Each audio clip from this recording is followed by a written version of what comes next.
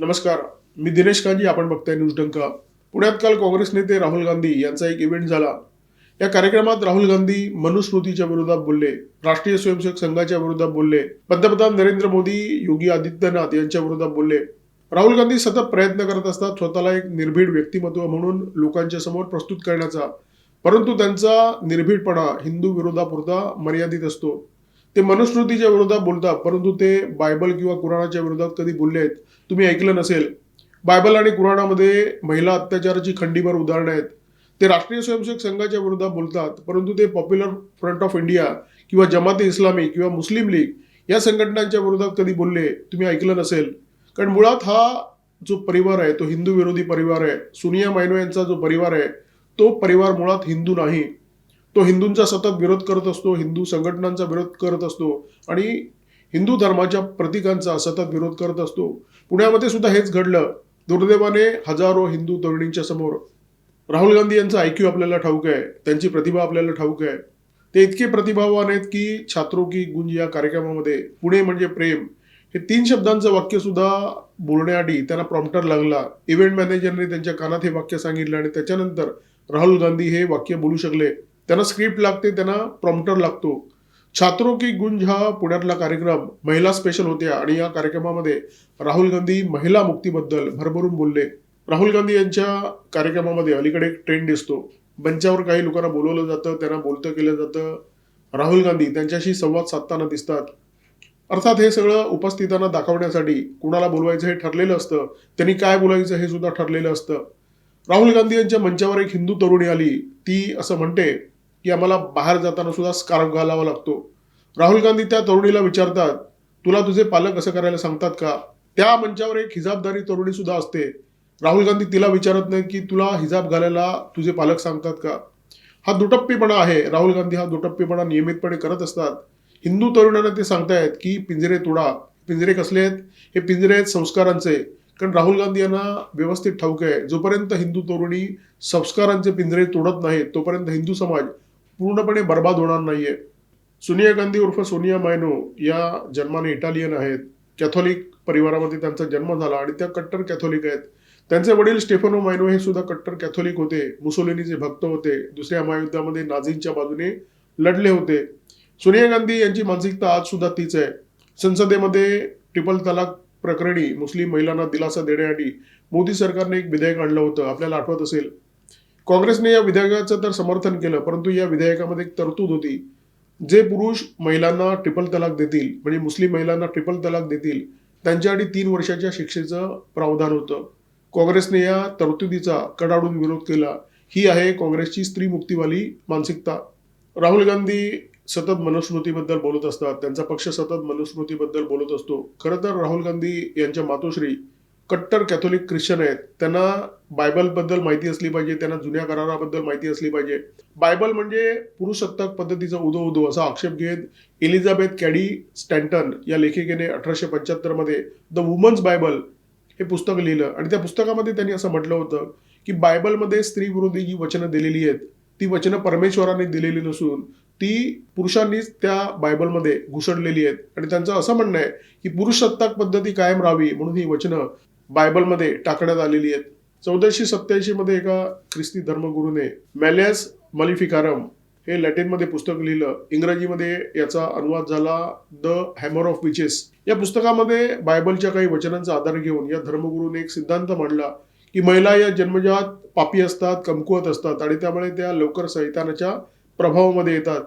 जादूटोणा आणि ईशनिंदा या 2 अपराधांसाठी या पुस्तकानंतर चर्चने शिक्षा द्यायला सुरुवात केली. हत्या करण्याची शिक्षा, जाळून मारण्याची शिक्षा आणि 1500 ते 1700 या काळामध्ये युरोपमध्ये अक्षरशः हजारो लोकांना जाळून मारण्यात आलं जादूटोण्याचा ठपका ठेवून आणि याच्यामध्ये 80% संख्या ही महिलांची होती.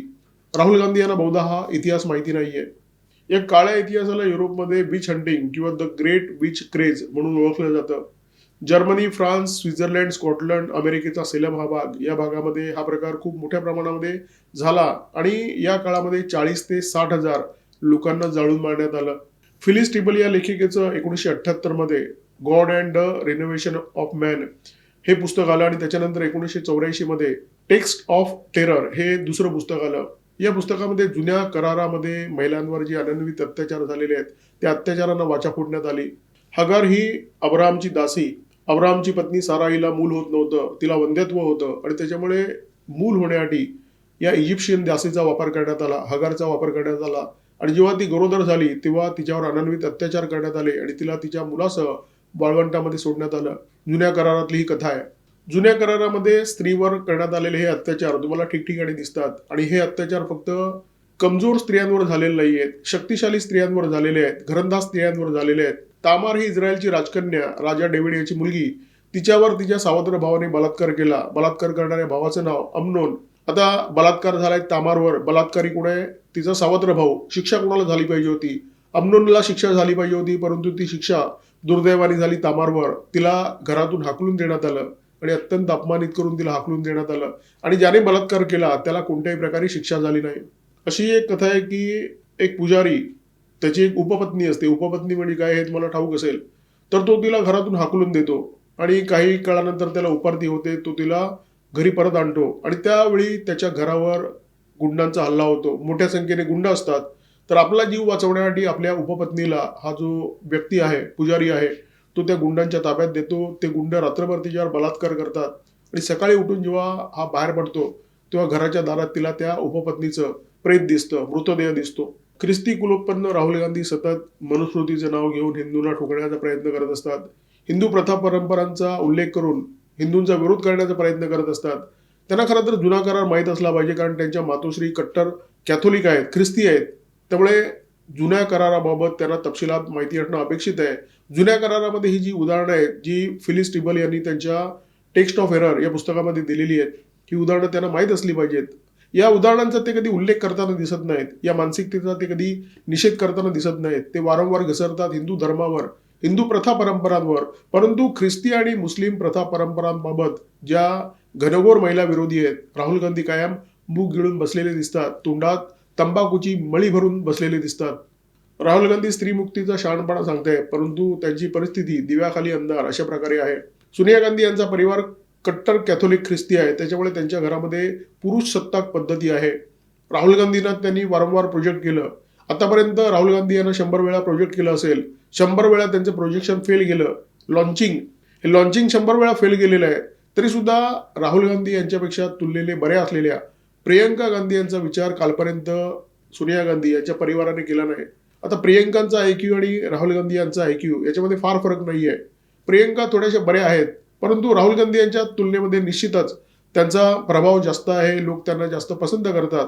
परंतु त्या प्रियंका वाड्रा यांना 2024 पर्यंत निवडणूक लढू दिली गेली नव्हती. त्या कायम रायबरेलीमध्ये सोनिया गांधी जेव्हा लढायच्या तेव्हा तिथे व्यवस्थेमध्ये जायच्या, किंवा राहुल गांधी जेव्हा अमेठीमध्ये लढायचे तेव्हा तिथे निवडणुकीचं काम करायच्या.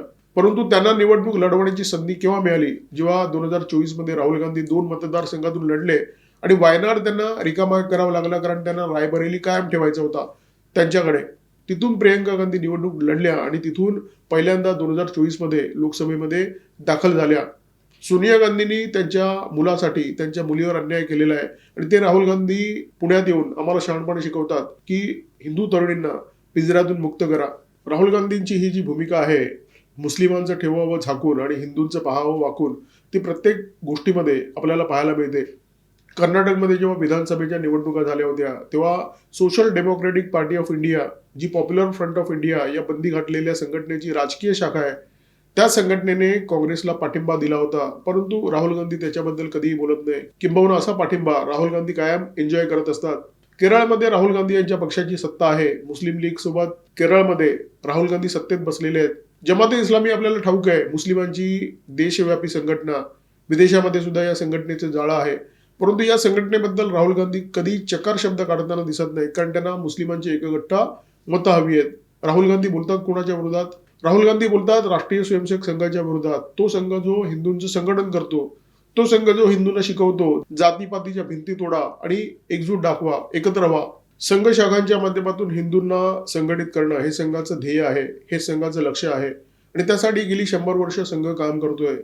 जातीभेद रहित हिंदू समाजाची निर्मिती, भक्कम हिंदू समाजाचं संघटन हे लक्ष संघाने ठेवलेलं आहे आणि त्यामुळे संघ काँग्रेसला नको आहे. जवाहरलाल नेहरूंपासून राहुल गांधींपर्यंत सतत गांधी परिवाराचे नेते संघाचा विरोध करत राहिले, किंबहुना संघाचा विरोध हा त्यांच्या DNA मध्ये आहे. हा आजार त्यांना जडलेला आहे आणि हा आजार नेहरूंपासून राहुल गांधींपर्यंत संक्रमित झालेला आहे. जातीभेद विसरून एकत्र झालेला, संघटित झालेला हिंदू समाज हा काँग्रेससाठी खूप मोठा धोका आहे. कारण काँग्रेसचं संपूर्ण राजकारण जातीपातीमध्ये विखुरलेल्या हिंदू समाजावर अवलंबून आहे. जातीभेदामध्ये विखुरलेला हिंदू समाज अधिक एकगठ्ठा मुस्लिम मतं हे काँग्रेसच्या विजयाचं समीकरण आहे. त्यामुळे संघाला काँग्रेसचा कायम विरोध असतो. म्हणून काँग्रेस कायम संघाच्या विरोधात बोलत असते. राहुल गांधी कायम मोहन भागवतांच्या विरोधात बोलत असतात, परंतु ते कधी जमाते इस्लामीचे मौलाना अरशद मदनी किंवा मौलाना मोहम्मद मदनी यांच्या विरोधात बोलले आहेत तुम्ही कधी ऐकलं नसेल. ते कधी बोलणार सुद्धा नाहीत. कारण संघविरोध हा काँग्रेसचा DNA आहे. तसं मुस्लिम तुष्टीकरण हा सुद्धा काँग्रेसचा DNA आहे. हा गांधी परिवाराचा DNA आहे. हा राहुल गांधी यांचा DNA आहे. पुण्यात छात्रों की गूंजसाठी मोठ्या संख्येने हिंदू तरुणींना एकत्र करण्यात आलेलं. अनेक कॉलेजांनी त्यांना या कार्यक्रमात जायला भाग पाडलं.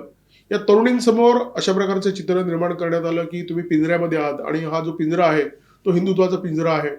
बरं, हे सांगतो कोण? असा एक नेता ज्याच्या धर्माबद्दल हिंदूंच्या मनामध्ये एक खूप मोठं प्रश्नचिन्ह आहे, त्याच्या आस्थांबद्दल प्रश्नचिन्ह आहे आणि त्याच्या हिंदू विरोधावर 100 वेळा शिक्कामोर्तब झालेला आहे. एक असा नेता ज्याच्या हिंदू असण्याबद्दल लाखो हिंदूंच्या मनामध्ये प्रश्नचिन्ह आहे. असा नेता मंचावर उभा राहतो आणि समोर उपस्थित असलेल्या हजारो हिंदू तरुणींना हिंदू विरोधाचे डोस देतो. अशा एका तरुणीच्या समोर जी पूर्णपणे मुस्लिम वेशभूषेमध्ये मंचावर उभी आहे, तिच्या धर्माबद्दल तो प्रश्न विचारत नाही, तिच्या संस्कारांबद्दल तो प्रश्नचिन्ह उपस्थित करत नाही, तो तिला सल्ले देत नाही, तो तिला सूचना करत नाही की तुझे पालक तुला असं सांगतात का. सूचना दिल्या जातात, सल्ले दिले जातात हिंदू तरुणींना, कारण त्यांच्या मनामध्ये हिंदू धर्माबद्दलची जी आस्था आहे ती डळमळीत आहे याची खात्री या नेत्याला आहे. हे चित्र दुर्दैवी आहे आणि हे चित्र बदलण्याची गरज आहे. जर हे चित्र बदललं गेलं नाही तर भारताचं भवितव्य धोक्यात आहे. आणि हे जर बदलायचं असेल तर हिंदूंना काही काळ त्यांची सहिष्णुता आणि सभ्यता खुंटीला टांगून ठेवण्याची गरज आहे. या व्हिडिओमध्ये तुर्तास थांबतोय. माझ्यासोबत होते cameraman methyl Kadam, video editor Ajay Shelke. नमस्कार आणि धन्यवाद.